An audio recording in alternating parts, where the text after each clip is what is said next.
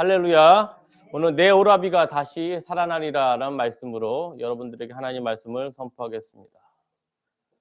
우리가 성경을 읽다 보면 참으로 이해할 수 없는 구절이 참 많습니다. 그 이유는 무엇이냐면 성경에 쓰여질 때하고 지금하고 시간적인 차이가 있습니다. 무려 성경은 구약은 무려 지금으로부터 3,500년 전에 쓰였고 신약은 지금으로부터 2,000년 전에 쓰여진 옛날 문서입니다. 그렇기 때문에 지금 현대 생활과 비교할 때 시간적인 차이가 있기 때문에 우리가 그 말씀을 이해하기 어려울 때가 있습니다. 또 하나, 이스라엘은 지금도 비행기 타고 10시간 이상 비행을 해야지 도착하는 우리하고는 지리적으로 먼 지역입니다. 지리적으로 너무나 멀기 때문에 이스라엘의 문화와 지금 우리가 살고 있는 대한민국의 문화는 너무나도 판이하기 때문에 성경을 올바로 이해하기 위해서는 성경을 물론 많이 보는 것도 중요하지만 성경 시대의 언어와 역사와 문화를 온전히 알 때 그 말씀을 우리가 온전히 알 수 있습니다. 그래서 여러분들이 집에서 성경을 매일 쓰고 읽는 것도 중요하지만 항상 예배당에 와서 목회자로 통하여 말씀을 들을 때 온전한 말씀을 깨달을 수가 있습니다. 주요 성경의 난점 중에 하나는 무엇이냐? 바로 성경의 동명이인들이 참으로 많이 나옵니다. 신약 시대에 헤롯이라는 인물이 계속 등장을 하는데 헤롯이 한 사람의 해설을 가리킨 게 아니라 무려 4대에 걸친 헤롯 집안을 가리킵니다. 예수님을 죽이려 했던 헤롯 대왕 1세대부터 그의 증손자까지 헤롯이라는 이름이 총 4대에 걸쳐 등장하지만 성경에는 모두 그 4대에 걸친 헤롯을 단순히 헤롯이라는 이름으로 표시하고 있습니다. 또 헤롯 대왕뿐만 아니라 남자 이름조차도 동명이인이 참 많습니다. 우리가 알고 있는 시몬 베드로. 베드로의 이름이 원래 시몬이지 않습니까? 또 다른 사람 구레네 시몬도 있습니다. 성경 시대에는 사람들이 성이 없었습니다. 오로지 이름만 있었기 때문에 남자와 여자와 동명이인이 참으로 많습니다. 특히 여자 이름 중에 가장 흔한 이름이 무엇이냐? 마리아라는 이름입니다. 성경에 수많은 마리아가 등장합니다. 우리가 잘 알고 있는 예수님의 모친 마리아부터 예수님이 부활한 이후 첫 번째로 봤던 막달라 마리아, 그리고 오늘 본문 읽었던 요한복음 11장에 베다니의 마리아가 등장을 합니다. 수많은 시몬과 수많은 마리아가 있기 때문에 그를 구별하는 방법이 필요합니다. 이 당시에는 성이 있었다고요? 없었다고요? 없었습니다. 성이 없었기 때문에 그 이름에 지명 이름을 붙입니다. 우리도 지금 기혼 여성한테 부산댁, 안성댁, 김포댁처럼 지명 이름을 붙이듯이 성경신의 사람을 구별하기 위해서 지명 이름을 앞에 붙입니다.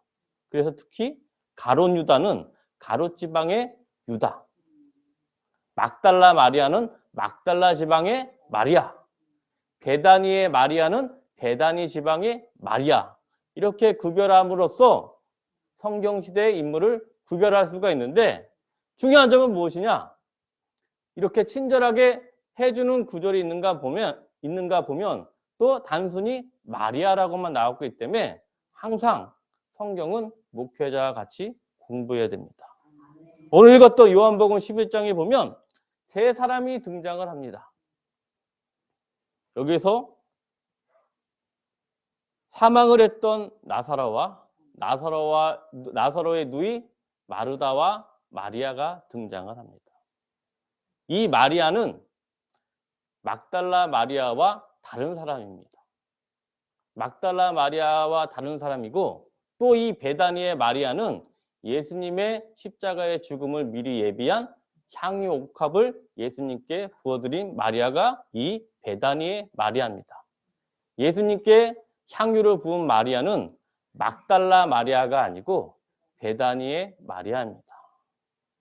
우리가 이 분기점을 이해하지 못하면 오해할 수가 있어요. 아, 이 마리아가 예수님께 향유 옥합을 부었기 때문에 예수님이 부활하고 나서 첫 번째로 이 마리아가 보게 되었구나. 이렇게 착각을 할 수가 있는데, 다시 한번 말하지만 예수님을 처음으로 본 마리아는 무슨 마리아라고요? 막달라 마리아. 예수님의 죽음을 대비해서 향유 옥합을 깬 마리아는 뭐냐? 오늘 나왔던 베다니의 마리아입니다. 이 베다니의 마리아가 바로 요한복음 7가지 기적 중에 마지막 기적, 죽은 나사로가 살아났던 나사로의 누이 동생이 바로 막달라 마리아가 아니라 베다니의 마리아입니다. 이것을 머릿속에 정리를 해야지 여러분들이 성경을 읽을 때 엉뚱한 결론으로 빠지는 걸 방지할 수가 있습니다. 그래서 항상 성경을 알 때 그 당시의 언어, 문화, 역사를 온전히 알아야지 말씀의 깊은 의미를 깨달을 수가 있습니다. 오늘 중요한 본문 요한복음 11장 17절 다 같이 봉독하겠습니다. 시작. 예수께서 와서 보시니 나사로가 무덤에 있는지 이미 나으리라. 예수님이 요단강 동편에서 사역을 하고 계시다가 나사로가 죽었다는 소식을 사흘 전에 미리 들었습니다. 그런데 이 예수님과 나사로의 관계는 어떤 관계냐면, 예수님이 나사로를 보고 호칭이 뭐냐? 나의 친구여 라고 부를 정도로 예수님과 아주 친밀하고 막역한 관계였습니다. 또 예수님이 단순히 나사로만 친한 게 아니라 나사로의 누이 동생인 마르다와 마리아를 정말로 사랑한 가족이었습니다. 여러분들이 사랑하는 가족이 죽게 되었다고 소식을 들었을 때 바로 달려갈까요? 한참 뒤에 달려갈까요? 바로 달려가죠. 여러분의 김용태 목사님이 여러분들의 운명이 촉각을 다투고 있을 때 담임 목사님이 바로 달려갑니까? 한참 뒤에 달려갑니까? 바로 달려가죠. 만약에 한참 뒤에 사건이 끝난 다음에 달려갔으면 여러분들이 큰 실족을 할 수가 있었을 겁니다. 그렇지 않겠습니까? 내가 지금 죽게 생겨서 목사님께 안수 기도를 했는데 목사님이 미루다 한참 뒤에 나타나면 얼마나 실망하겠습니까? 그 기분을 이해하셔야 됩니다. 우리 요한복음 우리 11장 6절 다시 한번 읽겠습니다. 요한복음 11장 5절에서 6절 말씀 찾으셨습니까? 요한복음 11장 5절에서 6절 말씀. 예수께서 본래 마르다와 그 동생과 나사로를 사랑하시더니 나사로가 병들었다함을 들으시고 그 계시던 곳에 이틀에 더 유하시고. 예수님이 나사로가 병든 소식을 듣자마자 바로 간 게 아니고 일부러 4일 동안 지체를 하고 더 이틀을 유하셨습니다. 굉장히 놀랍지 않습니까? 예수님이 분명히 그 마르다와 마리아와 나사로를 사랑한다고 분명히 나와 있는데 예수님이 바로 간 게 아니라 죽고 난 다음에 무려 4일 뒤에 도착을 했습니다. 나흘 뒤에 도착한 이유가 무엇일까요? 예수님의 모든 행동과 모든 말씀은 다 의미가 있습니다. 뭐가 있다고요? 다 의미가 있어요. 예수님이 4일 뒤에 베다니에 있는 나사로를 방문한 건 의미가 있습니다. 여러분들이 지금 장례식 할 때는 어디서 하죠? 장례식장에서 하죠. 예전에 장례식 할 때는 어디서 하냐? 집에서요, 집에서. 제 친구 중에 집에서 장례한 친구가 있었습니다. 오래전에. 정말 집 안에 그 사랑하는 어머니의 관이 있더라고요. 예. 그러니까 우리 장례 문화도 장례식장이나 병원에서 드린 지가 얼마 안 됐습니다. 그런데 여러분 그거 아십니까? 장례식장에서 나사로의 부활이 일어난 일이 있을까요? 없을까요? 물론 없지만 이 죽은지 알고 관을 짜고 관에다 눕혀놨는데 그 다음날 관을 여는 사건이 가끔 일어납니다. 분명히 죽었는 줄 알고 관에다 집어넣는데 그리고 장례를 준비하다가 다음날 되면 관을 두들리면서 일어나는 가끔 기적적인 현상이 발생을 합니다. 그런데 그거 아십니까? 4일이 지나면 그런 현상이 발생하지 않습니다. 의학적으로 하루 이틀은 그런 기적에 나사로의 기적이 우연히 발생할지 모르지만 죽은 지 4일이 되면 육체가 완전히 생명이 없어졌기 때문에 그런 일이 발생하지 않습니다. 그래서 예수님이 하나님의 영광을 온전히 드러내기 위해서 사랑하는 나사로가 죽었음에도 불구하고 빨리 가지 않았어요.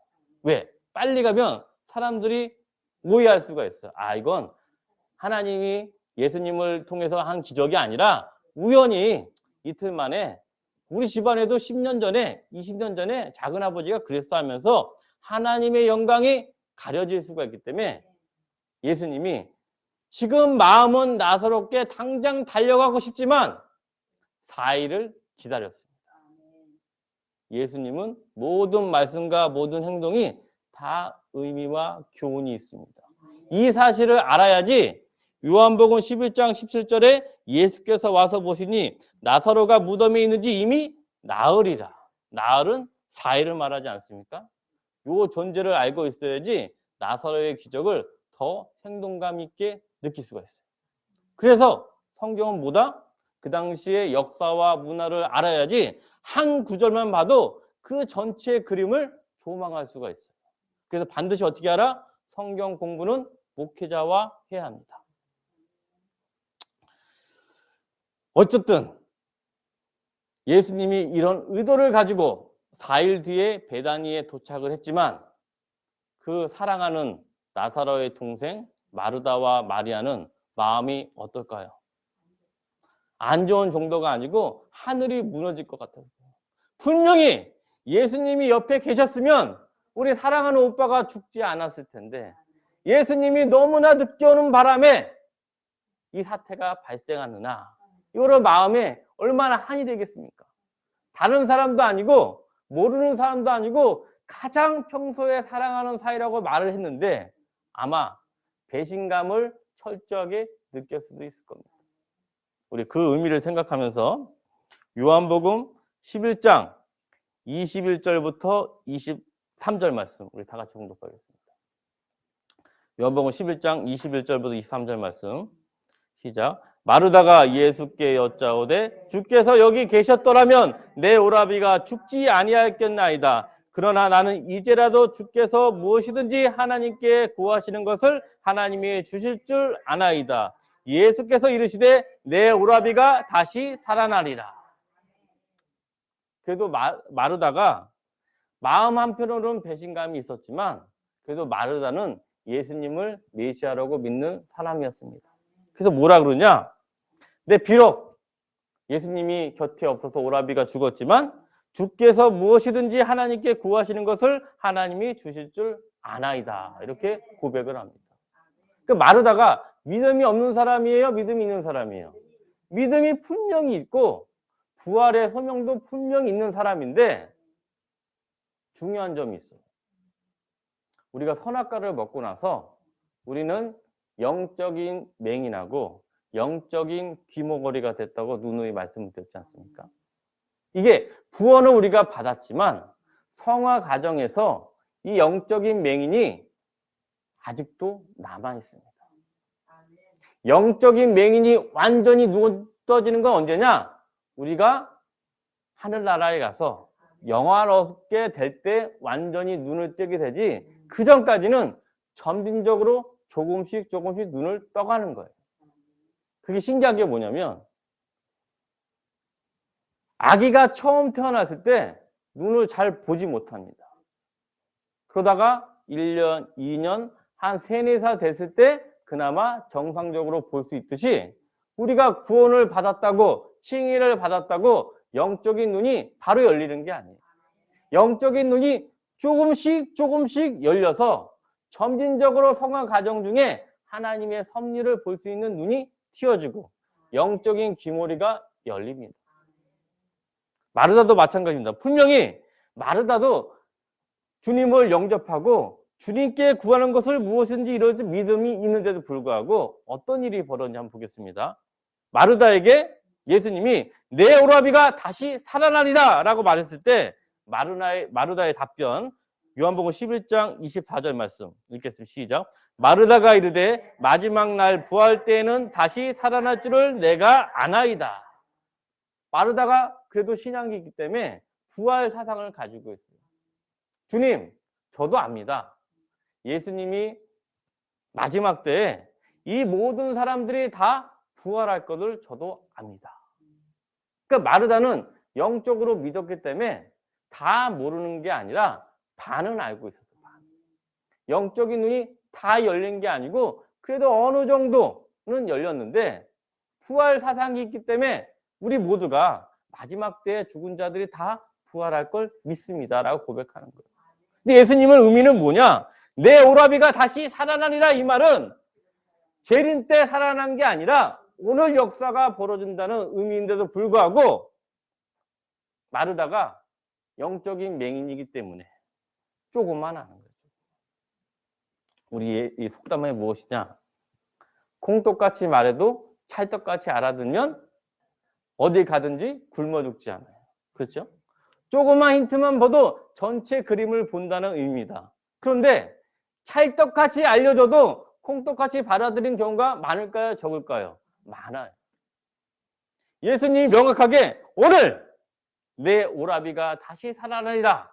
하나님의 영광을 보게 되리라고 말씀했는데 마르다가 반은 알고 반은 모르기 때문에 엉뚱한 소리들 다른 말로 하게 됩니다.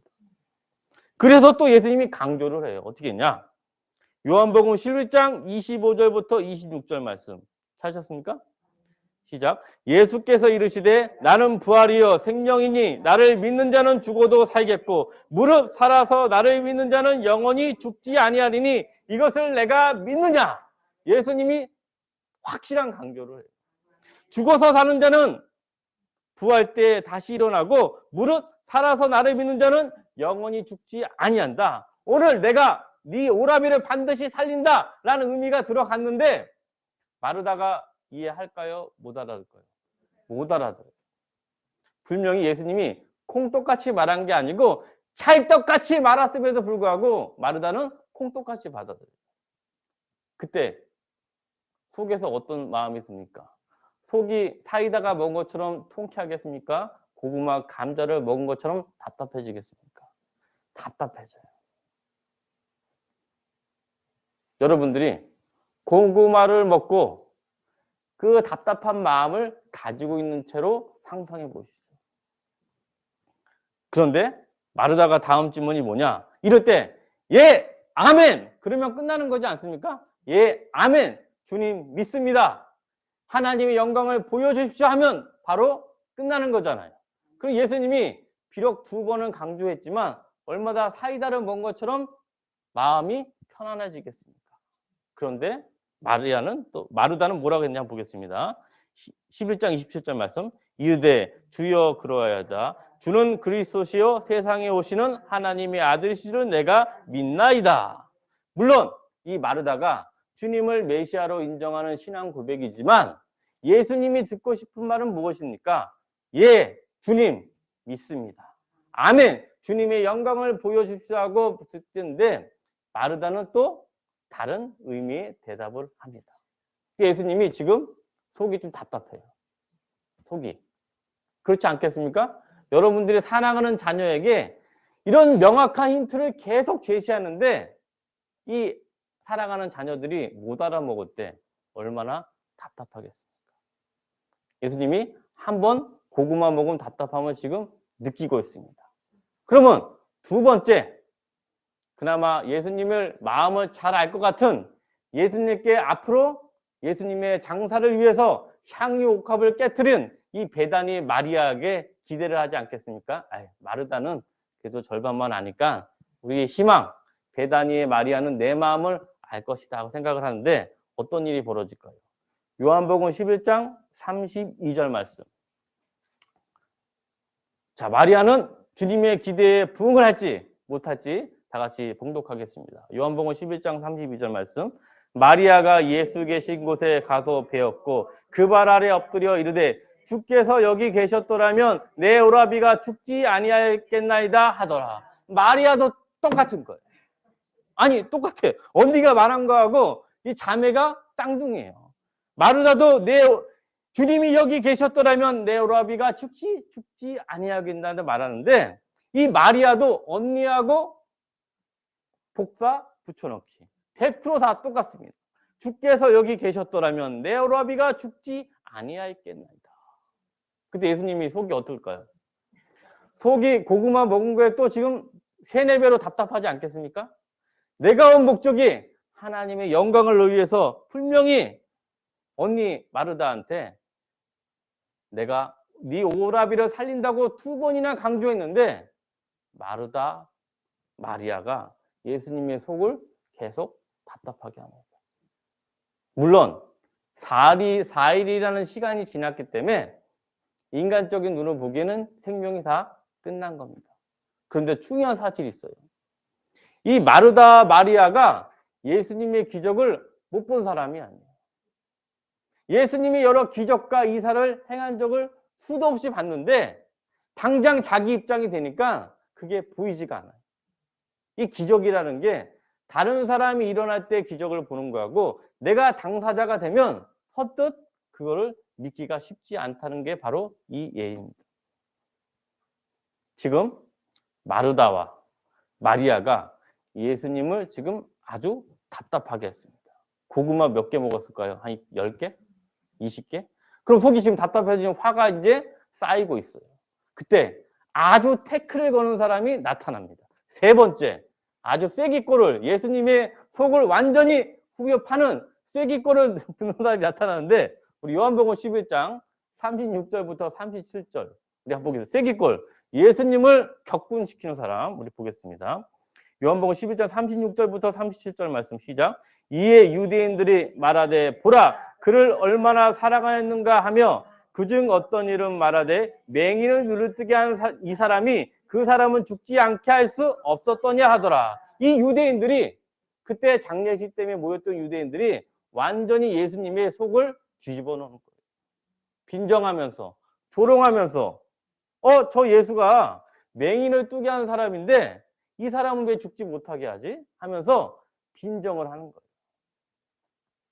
예수님이 마리아 때문에 심령이 비통이 여기는데 다시 한번 예수님이 비통이 여깁니다. 우리 11장 38절 찾으셨죠?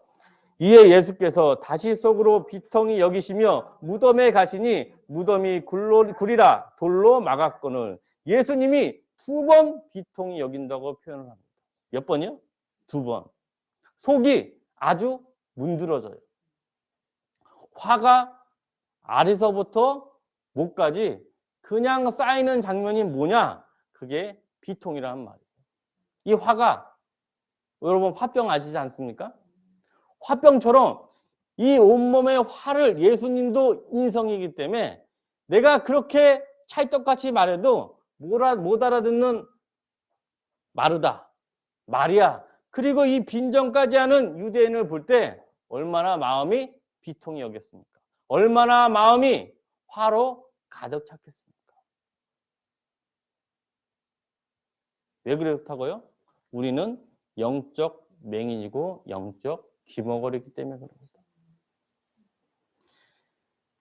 예수님이 비통이 여긴다는 말을 무려 요한복음 11장 38절, 33절에 2번이나 나옵니다. 여러분 게임 중에 앵그리버드라는 게임 혹시 아십니까? 앵그리버드라는 게임이 있어요. 새가 항상 화가 나가지고 재성이가 좋아하는 게임인데 항상 머릿속에 화가 나서 이렇게 눈썹이 삐죽한 앵그리버드가 있는데 예수님이 속으로 지금 앵그리버드가 된 거예요. 그 말이 뭐냐? 다시 속으로 비통이 여기시며 화가 가득 찬 거예요. 내가 이 하나님의 영광을 나타나기 위해서 이 나사로를 살리려고 그렇게 얘기해도 도무지 알아듣지를 못하는 거예요. 그때 예수님이 어떻게 했는지 한번 보겠습니다. 그 비통이 여기고 마음에 속으로 가득 찰 때 예수님이 어떻게 했는지 한번 보겠습니다. 요한복음 11장 42절부터 43절 말씀. 찾으셨죠? 예수님이 나사로 무덤에 있는 돌을 옮기면서 선포를 합니다. 그게 바로 요한복음 11장 42절부터 43절 말씀. 시작. 항상 내 말을 들으시는 줄을 내가 알았나이다. 그러나 이 말씀을 하옵는 것은 둘러선 무리를 위함이니 곧 아버지께서 나를 보내신 것을 그들로 믿게 하려 함이니이다. 이 말씀을 하시고 큰 소리로 나사로야 나오라 부르시니. 예수님이 마음에 비통이 오기 때문에 중요한 점이 있어요.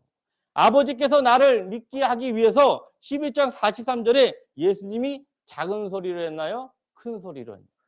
큰 소리로 하나님의 영광을 나타내기 위해서 나사로야 나오라 라고 딱 말하는 거예요. 만약에 마르다와 마리아가 예수님만에 순종했으면 큰 소리로 얘기 안 했을 것 같아요. 그냥 나사로야 나오라 이렇게 했는데 예수님이 비통이 여겼기 때문에 그 마음 가운데 뭐라 그러냐?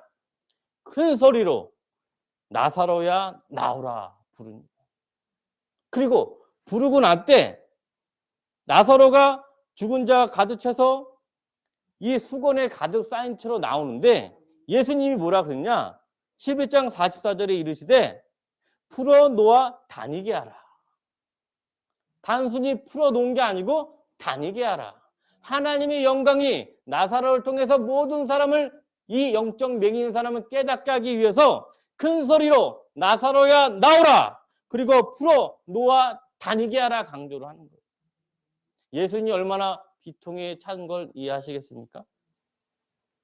내가 그렇게 수많은 이적과 기적을 너에게 보여줬는데 너에게 그렇게 수많은 강조, 내가 오늘 이 밤 나사로를 살린다고 예수님이 외쳐 불러도 아무도 이해를 못하는 거예요. 유대인이 못하는 건 이해를 하겠어요. 그런데 사랑하는 마르다와 마리아조차도 나의 말을 전혀 이해하지 못합니다. 그게 요한복음 기적 7가지 기적 중에서 마지막 기적, 오늘 나사로의 다시 살아나는 기적입니다. 물론 이 나사로의 기적이 앞으로 곧 벌어질 십자가 예수님의 부활을 상징하지만 그 과정을 잘 보셔야 됩니다. 예수님이 이렇게 찰떡같이 말해도 마르다, 마리아, 유대인들은 오히려 예수님을 비통해하게 만들었습니다. 그래서 오죽했으면 예수님이 큰 소리로 말하겠습니까? 나사로야 나오라.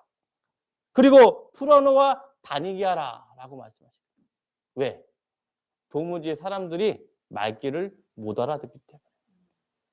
이러한 일이 마르다, 마리아만 벌어진 게 아니고 예수님의 제자들도 똑같이 벌어졌어요. 우리 한번 볼게요. 마가복음 8장 11절부터 21절 말씀 다 같이 보겠습니다. 아무리 예수님이 찰떡같이 말해도 이 제자들도 똑같이 마르다와 마리아처럼 이해를 전혀 하지 못합니다. 마가복음 8장 11절부터 21절 말씀 찾으셨습니까? 다 같이 교독으로 봉독하겠습니다. 제가 먼저 읽겠습니다. 바리새인들이 나와서 예수께 힐난하며 그를 시험하여 하늘로부터 오는 표적을 구하거늘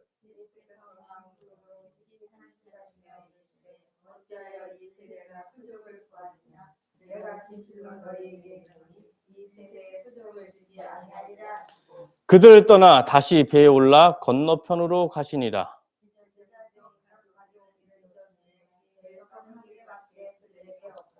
예수께서 경고하여 이르시되 상가 바리새인의 누룩과 헤롯의 누룩을 주의하라 하시니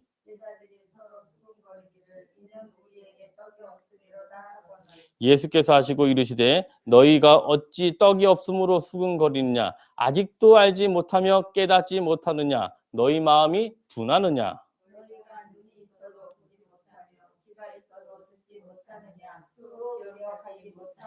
내가 떡 5개를 5,000명에게 떼어줄 때 조각 몇 바구니를 거두었느냐 이르되 12리니이다.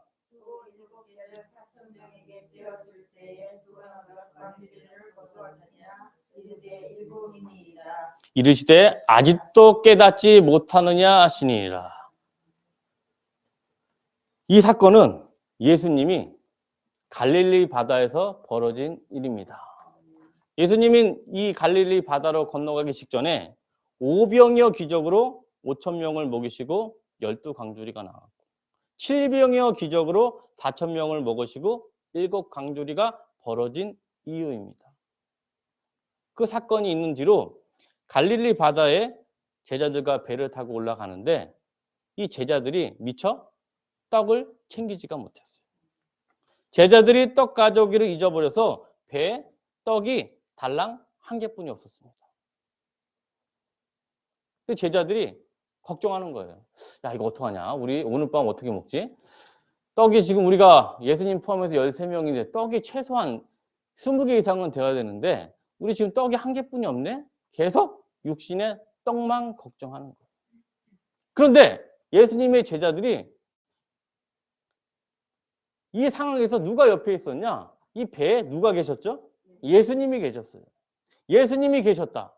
즉 조금 전만 해도 예수님이 오병이어 기적으로 5,000명을 먹이고 7병이어 기적으로 4,000명을 먹였던 과정을 벌어진 뒤에도 제자들이 지금 떡 하나뿐이 없네 하면서 걱정을 하고 있습니다. 그런데 이 제자들이 5병이어 7병이어를 잊어먹은 게 아니에요. 예수님이 묻습니다. 내가 떡 5개로 5,000명이 떼어줄 때 몇 방울이가 남았냐 했더니 제자들이 뭐라 그래요? 12강줄이 남았는데요. 그럼 7개를 7병이어 기적을 통해서 4,000명을 통해서 몇 강주리가 남았느냐? 7강주리가 남았습니다라고 대답을 하는 거예요. 예수님의 제자들이 그런 경험을 하고 있음에도 불구하고 지금 떡이 하나뿐이 없는 걸 걱정하고 있습니다. 굉장한 코미디입니다. 예수님이 생명의 떡으로서 영육의 양식을 모두 채운다는 보증이 무엇입니까? 예수님입니다. 우리가 영의 양식과 육의 양식을 모두 예수 그리스도로 말미암아 영원히 마르지 않는 떡과 포도주를 준다는 게 바로 오병이어, 7병이어의 기적의 본래 의미인데 예수님은 그렇게 숱한 기적을 봤음에도 전혀 깨닫지 못하는 거예요. 그래서 예수님이 뭐라 그러냐? 호통을 치십니다. 아직도 알지 못하느냐? 아직도 깨닫지 못하느냐? 너희 마음이 어찌 그리 둔하냐? 3번을 지적하셔요. 한 번도 아니냐? 아직도 알지 못하느냐? 아직도 깨닫지 못하느냐? 어찌 마음이 둔하냐? 이게 굉장히 완곡하게 표현한 거예요. 부드럽게. 우리말로 하면 뭐겠습니까? 아유, 이 바보 멍청이들. 내가 그렇게 수많은 오병이어과 7병이어 기적을 통해서 내가 생명의 양식임을 보였음에 불구하고 지금 이 자리에 내 눈앞에서 떡 하나 가지고 걱정하느냐 하면서 예수님이 큰 호통을 제자들에게 치십니다. 동일하지 않습니까? 예수님이 베다니에 찾아가서 마르다와 마리아에게 내가 오늘 이 밤 나사로를 살린다고 그렇게 강조를 해도 마르다와 마리아가 깨닫지 못하는 거죠. 예수님이 오병이어와 7병이어 기적을 통해서 수많은 사람들을 먹이고 내가 생명의 떡으로서 너의 영의 양식뿐만 아니라 육의 양식까지 모두가 책임진다는 그 기적을 보았음에도 불구하고 제자들이 떡 하나뿐이 없다고 서로 아우성입니다. 왜 그럴까요? 우리는 영적 맹인이고 영적 귀머거리이기 때문에. 이것은 예수님을 믿느냐 안 믿느냐가 차원이 아니라 예수님을 믿고 구원으로 영접했음에 불구하고 예수님을 향해 따라가는 길, 성화되는 가정 속에서 우리는 영적 맹인 같은 행동을 할 수밖에 없습니다. 사랑하는 동사교회 여러분, 우리가 하나님을 자녀가 되는 칭의는 일시적으로 즉각적으로 이루어집니다. 그런데 점진적으로 성화되는 가정은 무엇이냐? 아까 아기가 태어났을 때 눈이 한 번에 뜨는 게 아니라 조금씩 열리듯이 하나님을 믿고 예수님을 사랑할 때 예수님이 계속 신호를 보냅니다. 오병이어, 7병이어, 나사로 기적을 통해서 오늘 이 밤 내 오라비가 다시 살아나리라 하면서 신호를 계속 지금도 보낼 때 여러분들의 답변이 중요합니다. 네, 예수님 믿습니다. 예수님을 위해 따라가겠습니다. 이렇게 대답을 해야 되는데 마르다와 마리아처럼 주 예수여 주께서 여기 계셨더라면 내 오라비가 죽지 아니하셨나이다. 이런 엉뚱한 고백을 할 때가 너무나 많은 게 우리의 삶입니다. 왜 그렇다고요? 우리는 영적 맹인이고 영적 기모거리이기 때문에. 우리 요한계시록 3장 20절 말씀 다 같이 봉독하겠습니다.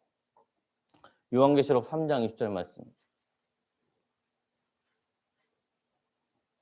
찾으셨습니까? 요한계시록 3장 20절 말씀.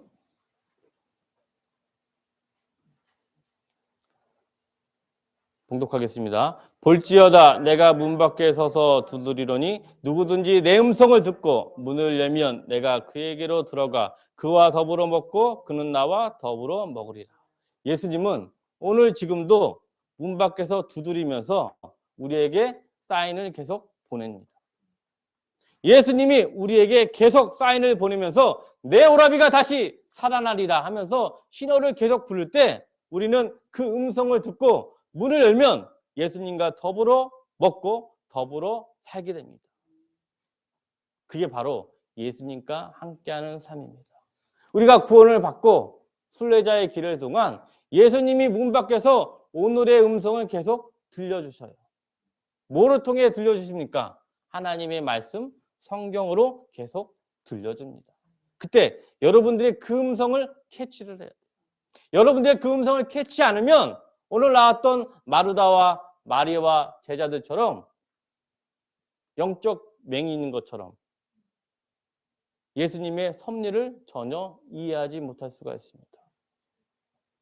예수님의 음성을 매일매일 듣고 그와 더불어 살게 되면 여러분들의 모든 소망과 모든 길을 주님께서 열어주십니다. 그게 바로 예수님과 더불어 먹고 더불어 사는 것입니다. 우리가 인생에 살면서 참으로 나사로와 같은 일이 매일매일 벌어집니다. 내 눈앞에 정말 암흑적인 상황이 벌어져요. 내 눈앞에 모든 것이 무너지고 사랑하는 모든 사람들이 다 죽는 경우가 발생합니다. 그때 예수님이 오셔요. 내 오라비가 다시 살아나리라. 오늘 밤에 하나님의 영광을 보리라고 말씀을 할 때 여러분들은 대답을 하면 됩니다. 주님 믿습니다. 주님의 뜻을 따르겠습니다. 이 말을 한마디면 예수님이 기뻐하시고 문을 두드릴 때 예수님의 음성을 듣고 문을 열면 여러분 이 순간 어떤 내 눈앞에 고난과 어려움이 있더라도 예수님과 더불어 먹고 예수님과 같이 승리할 수 있습니다. 이게 바로 나사로의 기적의 원리입니다. 여러분들은 오늘 또 묻고 예수님께 대답을 해야 됩니다. 내일도 묻습니다. 내 오라비가 다시 살아나리라 라고 말씀을 할 때 여러분들은 아멘 하면서 힘차게 전진하시길 주의 이름으로 축원합니다. 아멘.